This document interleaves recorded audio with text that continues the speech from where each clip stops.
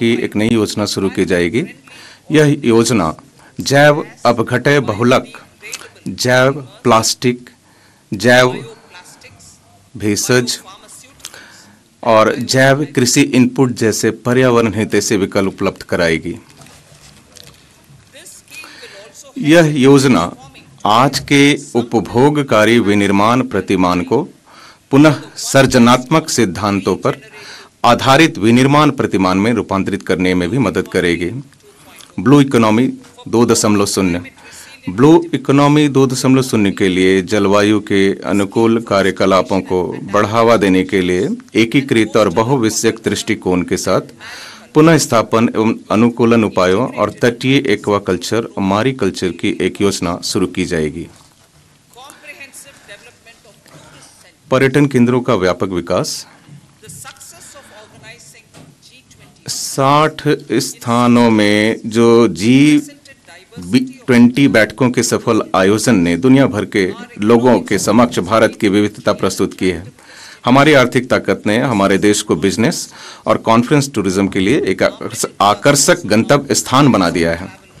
हमारा मध्यम वर्ग भी अब पर्यटन करने और नए नए स्थानों के बारे में जानने की इच्छा रखता है। पर्यटन में, जिसमें अध्यात्म पर्यटन भी शामिल है, स्थानीय उद्यमिता के लिए अपार अवसर है। राज्यों को प्रतिष्ठित पर्यटक केंद्रों का संपूर्ण विकास शुरू करने, उनकी वैश्विक पैमाने पर ब्रांडिंग और मार्केटिंग करने के लिए प्रोत्साहित किया जाएगा।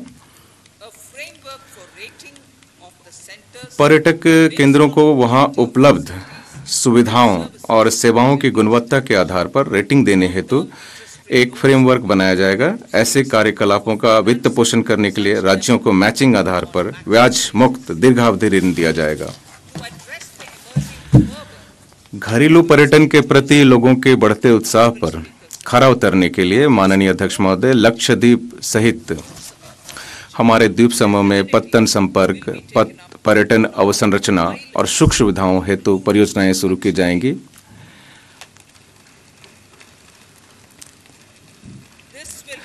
इससे रोजगार सृजन में भी मदद मिलेगी। निवेश का संवर्धन। 2014 से लेकर 2023 के दौरान एफडीआई अंतर प्रवाह 596 बिलियन अमेरिकी डॉलर रहा था, जो इसे एफडीआई का स्वर्णिम युग बनाता है, जो कि 2005 से 14 के दौरान हुए एफडीआई अंतर प्रवाह से 2 गुना है। संधारणीय विदेशी निवेश को प्रोत्साहित करने के लिए हम अपने विदेशी साझेदारों के साथ प्रथम विकसित भारत की भावना से द्विपक्षीय निवेश संधियों पर वार्ता कर रहे हैं। प्रथम विकसित भारत। विकसित भारत के लिए राज्यों में सुधार। विकसित भारत के सपने को साकार करने के लिए राज्यों में समवृद्धि और विकास के अनेक समर्थकारी सुधार किए जाने की जरूरत है। इस वर्ष 50 वर्ष के ब्याज मुक्त ऋण के रूप में 75,000 करोड़ रुपए का प्रावधान करने का प्रस्ताव किया गया है, ताकि राज्य सरकारों के उन सोपानित सुधारों को मदद पहुंचाई जा सके। समाज से जुड़े बदलाव। सरकार तीव्र जनसंख्या वृद्धि और जनांकिकी परिवर्तनों से उत्पन्न चुनौतियों पर व्यापक रूप से विचार करने हेतु एक उच्चाधिकार प्राप्त समिति का गठन करेगी। इस समिति को विकसित भारत के लक्ष्य के सापेक्ष इन चुनौतियों का संपूर्ण रूप से निराकरण करने के लिए सिफारिशें करने का अधिदेश दिया जाएगा। कर्तव्य काल के रूप में अमृत काल। हमारी सरकार उच्च समृद्धि के साथ अर्थव्यवस्था को सशक्त बनाने और इसका विस्तार करने और लोगों की आकांक्षाएं पूरी करने के लिए उपयुक्त परिस्थितियां तैयार करने हेतु प्रतिबद्ध है।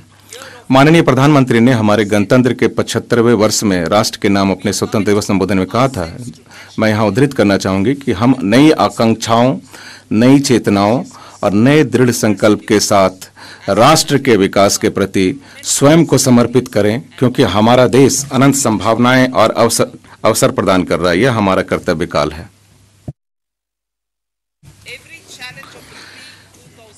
हमारे आर्थिक प्रबंधन और शासन के बल पर हम वर्ष 2014 से पहले के दौर की प्रत्येक चुनौती से उबर गए हैं। इन प्रयासों ने हमारे देश को सतत उच्च समृद्धि के संकल्प पथ पर आगे बढ़ा दिया है। यह सब हमारी सही नीतियों, सच्चे इरादों और उपर्युक्त निर्णयों के कारण ही संभव हो सका है। जुलाई में पूर्ण बजट में हमारी सरकार, माननीय अध्यक्ष महोदय, विकसित भारत के लक्ष्य का विस्तृत रोड मैप प्रस्तुत करेगी।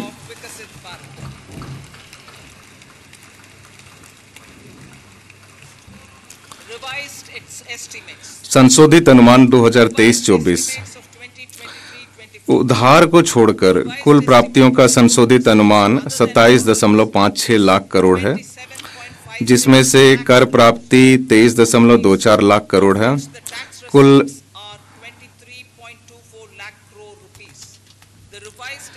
कुल व्यय का संशोधित अनुमान 44.90 लाख करोड़ है।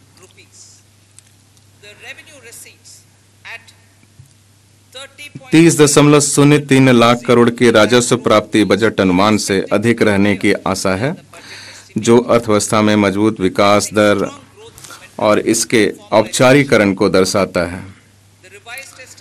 राजकोषीय घाटे का संशोधित अनुमान जीडीपी का 5.8% है, जो अंकित विकास अनुमानों में कमी के बावजूद बजट अनुमान की तुलना में बेहतर है।